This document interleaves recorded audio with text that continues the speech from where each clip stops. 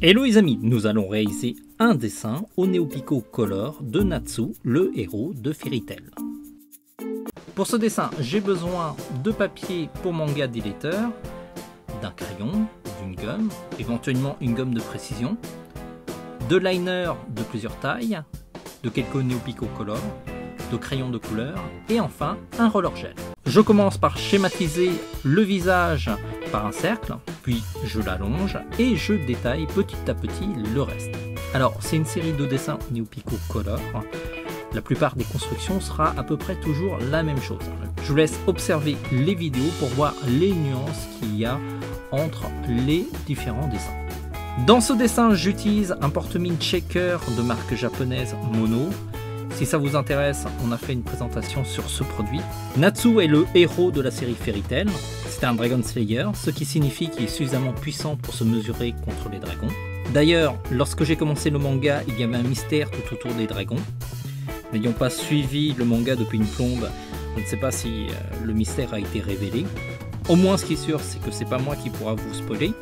C'est un perso qui maîtrise le feu, et son point faible, c'est qu'il a facilement le mal du transport. C'est un personnage qui ne brille pas par son intelligence, c'est plutôt un bourrin, mais il est sympa et persévérant. C'est assez classique pour du shonen.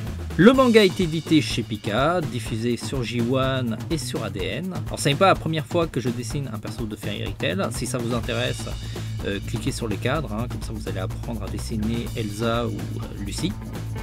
Une fois le croquis terminé, je m'attaque au line. Je vais utiliser le Neopico Line 3. C'est un liner japonais qui possède pas mal de tailles. Je commence par le cadre avec le liner le plus gros, le 2.0. Ensuite, je réalise le line du personnage avec un liner de taille 0.5. Ce n'est pas le liner le plus fin qui existe. Il existe des liners encore plus fins comme le 0.03. Alors j'ai choisi 0.5 parce que je trouvais que les traits se voyaient beaucoup mieux sur les vidéos.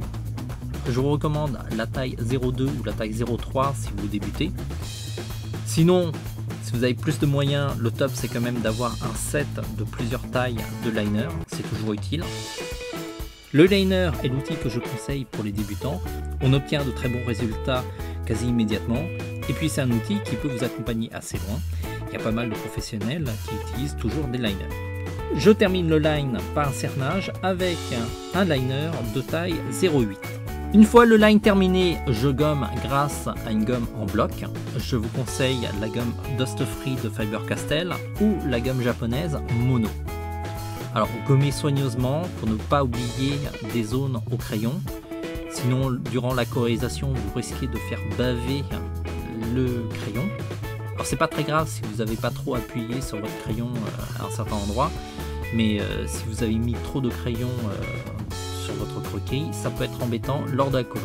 J'enchaîne par la colorisation au Neopico Color. Alors c'est un feutre japonais avec une pointe pinceau et une pointe fine.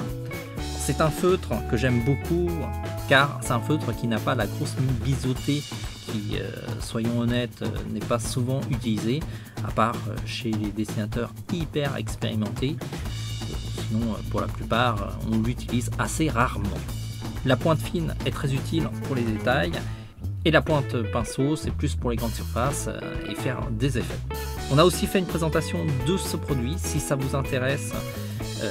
Cliquez sur ce cadre. Les feutres alcool sont des feutres professionnels qui sont plus chers que les feutres scolaires, mais on obtient de très beaux résultats immédiatement. Et quel que soit votre niveau, vous pouvez être débutant et vous allez voir immédiatement la différence.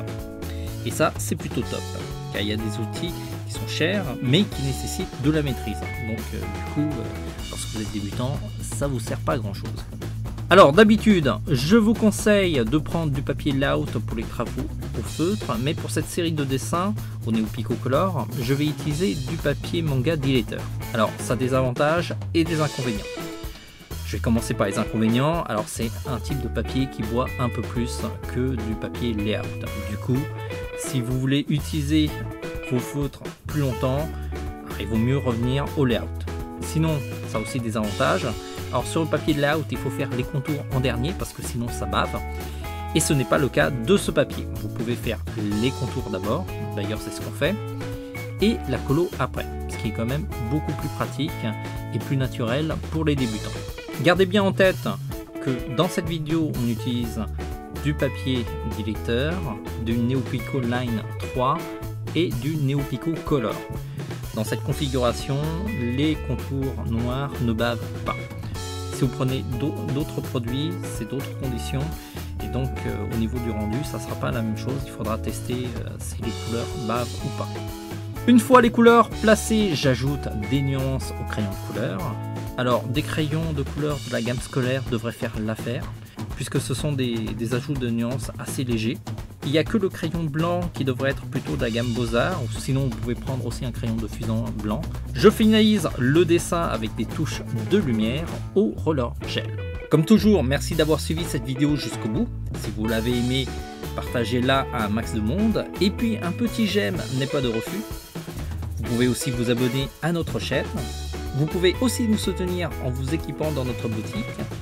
Ça nous permet de créer du contenu et qu'il soit accessible toujours gratuitement à tout le monde. On crée très régulièrement du contenu, que ce soit des articles ou des vidéos. Ce qui prouve quand même qu'on bosse réellement, on ne fait pas quelques vidéos et puis on s'arrête. On se dit à très vite. En attendant, dessinez bien!